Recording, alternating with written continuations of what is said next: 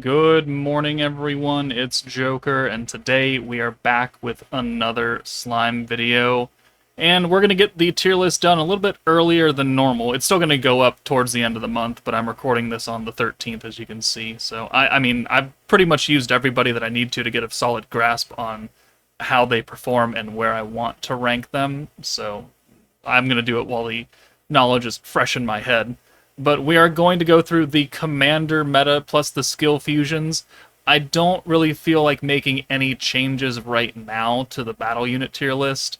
We're going to leave champion Rimuru up in the A tier, decent but limited, because he is decent but limited. I think dropping him down into B is a little bit too harsh right now.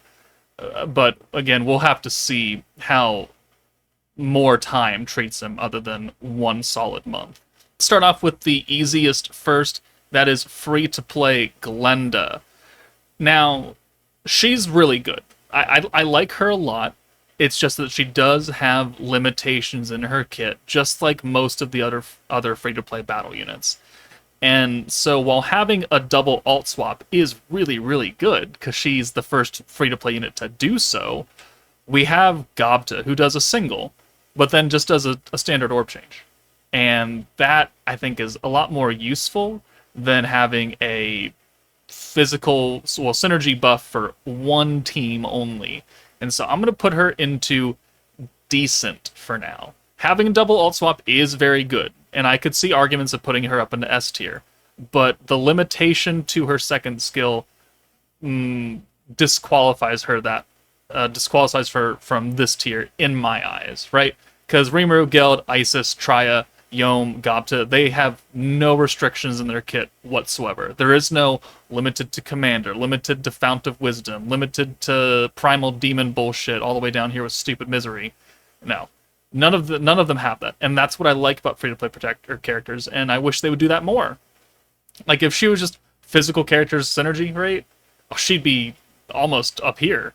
In a new tier, probably. But she's not. So Commander, the physical debuff is nice, but 20% is not that much. It's not hefty enough to warrant me moving her up just because of that, because a physical team can use it. So A tier, I think, is very solid and a fair rating for her. Moving into the protectors, we have Protector Shion and Renard.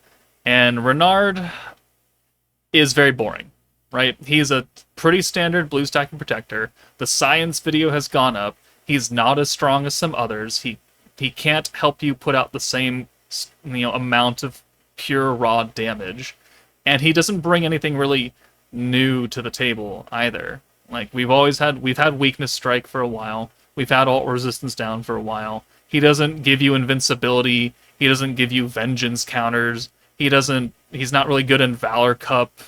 He doesn't reset your skills, right? So he's going to go into, I think, S tier. S tier because while he is very boring, he is very, very generic. And as long as you're running a team that has a type advantage unit over some kind of enemy, you will benefit from both the weakness strike and the alt resistance down, because I assume you're going to try to alt. So, I mean, you could run Renard with Exalted Champion Guy, right? And as long as you're fighting a win team, Guy will do more damage because he'll have extra weakness strike and they'll have extra alt resistance down on them, right? He's not really meant to run with Guy because he's buffing physical stuff, but hey, that's a different part of the story. The fact of the matter is he can, and almost any battle unit will benefit from him being there, unless you're making a really weird team where no one has type advantage, and then you're just not playing the game properly. So he is very good. He is generic, just like Konosuba Rimuru, just like Protector Shuna, with less limitations than Protector Shuna. But as we saw, he does less damage than Shuna as well, who is over a year and a half old now. And that's kind of not what I'm looking for out of a Protector, but again, no limitations is nice. Just like I was bitching about over here, where no limitations is nice. No limitations is nice, but he doesn't climb up into the godly tier because he doesn't do that much to begin with. So, moving on. Oh, and actually, no, we got to do Shion. Shion, on the other hand, is actually a fantastic free-to-play protector, because she is a stacking, free-to-play blue protector just like Satoru, just like Konosuba Shuna. But the thing is, Satoru has a 20% buff for one turn, and then it goes away. Shion is our actual first free-to-play stacking protector that gives you a permanent stacking buff, right? If we pull her up right now, I don't even have her done yet, technically, because I'm time-gated. But if we look at her, it's not terrible. It's actually not. Because she's stacking, lower amounts, but she is giving all allies 10% weakness strike until the end of battle. And just like I was saying that Renard is generic, Shion is generic, and she's free, right? You could take her into any stacking meta, like beatdown battle, tempered edge, and as long as you're running some kind of type advantage unit, it'll work. You'll get extra damage for 8 turns out of her.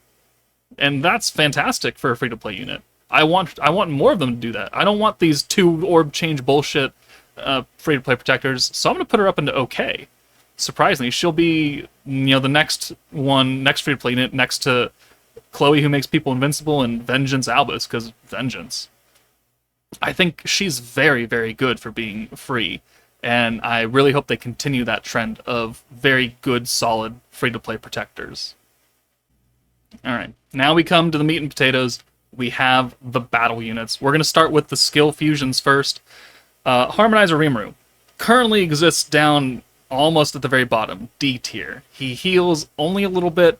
His ult denial is it's just gimmicky, and it's also 40 points. It's pretty expensive for what it is, and we don't really see a lot of use for him. Now that he has his skill fusion, where his ult denial is cheaper by 15 points, now it's 25 instead of 40, and he also gives everybody extra defense for 2 turns, that actually gives him quite a bit of viability, enough viability that I'm actually giving him a pretty big jump in usefulness to B tier, where he can be helpful. Because now he's protecting you from an ult, he's giving you extra defense, which protects you from, normal orbs, and he's healing you, so if you do take an ult, or if you do take damage from those normal orbs, you can heal a little bit of it back. It's not super huge, but it's a heal, and that can sometimes make a difference.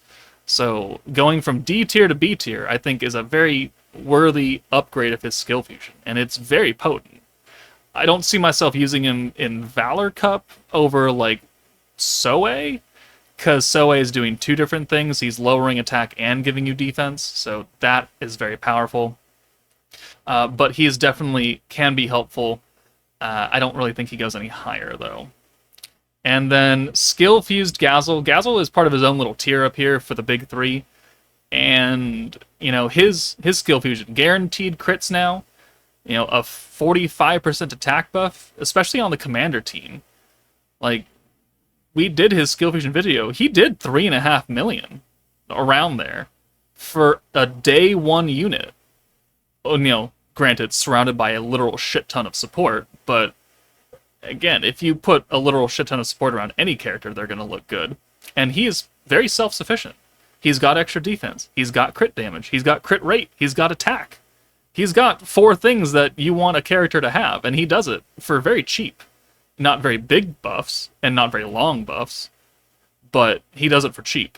And I think that is really, really, really good as a DPS character. He was the DPS character when the game came out, and now they have kind of brought him back into a realm of being a pretty solid DPS unit. So I'm going to put him in A tier, because, not every stage wants you to crit, and his crit is attached to his attack skill. Could go either way, right? Also, he is one of the big 3 again, so he probably does have dupes in him. Maybe not 120, maybe 92. And if you really need a DPS, like a physical DPS for the commander meta, and you actually have Gazel done, I might actually invest in it. Maybe. Like, we showed what we can do if we just bring a crit sealer and water Hinata or fire Milim or something. He can put up very solid numbers for such an old character. So we're going to put him up there. And now we move on to the brand new characters, Hinata, Shizu, and Diablo. And Diablo, we're going to get out of the way right now. He is also going to exist up in A tier with all of the rest of the damage units that don't do anything else for any other team. He is a selfish character. He does Unga Boonga damage, and that's fantastic for this month of June 2024. And then maybe some random Jubilee stage 2-3 months down the line. Other than that, you're not putting him to support anybody else in a previous meta or a forthcoming meta, because he doesn't do anything for that team. He is meant to be the damage, and if you try and not make him the damage, he has no value whatsoever. So he is decent, but limited, because he's limited to essentially just one team. Now, there could be multiple variations of that one team, but it's still a team built around him to do damage. And if he's not the one doing that, there's no reason to have him. Next up is not Protector, but Shizu. She is essentially this Diablo, right? This Diablo changes a full hand of greens to blues. Shizu changes a full hand of oranges to blues. Okay. Alright, what's next? Well, they both have 100% physical buff. Okay. It's limited to certain categories, He's Commander Primal Demon, she's Commander in Shizu's Will. Both of those all 4 of those teams do get updates to their new units. Commander, she's doing Commander. They're both doing Commander, so that should tell you one thing right there. Oh, is it Heart of a Hero? Is it Heart of a Hero? All right, it is Heart of a Hero. Well, that still gets a number of buffs. So let's filter by Heart of a Hero really fast. Wherever that is, there it is. Shizu's, Masked Heroes, Hinata's, Leon. We have a lot of Shizus. We're going to get a lot more. We're going to get a lot of heroes. We're going to get, we'll get 1 hero a year, actually. That's what we've been doing. And we'll get more Hinatas. So it's not like this team either is going to be suffering from the no-unit drought. But Diablo only does Pierce for generic viability. Pierce by itself is not very good. Shizu is giving 70% EX ult damage, which any EX character can take part in, which is very nice. So I think by that logic, I'm going to push her up to really good. She's just a stronger version of Diablo. Maybe you could argue that his teams are a little bit better for his 100% buff than Shizu's right now. Keywords right now. But guaranteed Pierce versus 70% EX ult damage, there's no comparison there. There's no comparison when the rest of their kit is essentially the same. So she is going to go up 1 tier above Diablo. And finally, we have Hinata, the first multi-hit converter. She's got another triple orb change, which is very nice. It kind of makes me sad that it doesn't have a gauge increase attached to it, but then it would be like 40 points, and that's not really something we're really here for. And then her first skill is 120% ult damage. 120%. That is a huge amount. She's not on this team, huh? Wait, really? Oh, wow. That's shocking. Am I blind? No, she's not here. Huh. Well, that's unfortunate. Let's find her again. No, she's really not. Okay, well, Commander and Shizu's Will. Commander, we got units for it. Shizu's Will, again, has a lot of units. Rimuru's too now. 120% ult damage, very powerful. The single strongest ult buff in the game, if you just go off the numbers, 120. And then synergy resistance down. Synergy has become pretty prevalent across the game. There are a lot of characters that do synergy now, so we can't say it's super limited anymore. This is a good skill. Commander will get more units. Shizu's Will most definitely get more units. It's a good skill. It's expensive, 90 points now, but it's good. And then her actual orb change is 2 greens and 1 orange. She's the only other character that does that besides Guy, doing 2 greens to 1 orange. She's also giving you the multi-hit, which if you're running a team, you can get around the no gauge increase. So I'm going to move her up and put her next to Guy in the good on most teams category, double S. Because she is going to be good on most teams that are blue focused, because she will give you the triple orb change. She will give you the multi-hit, which, the gimmick is only meant for this beatdown battle, but it helps you do more chip damage. And then her alt buff, again, encompasses a lot of characters. Like, a lot of them. And then synergy has become much more prevalent.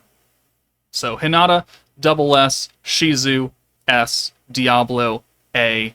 That is my ranking for the Commander meta of June 2024. Let me know what you think about where my placements are. Would you put any of them higher or lower? Let me know in the comments. But that's it for me, guys. Take it easy, and I'll see you all later.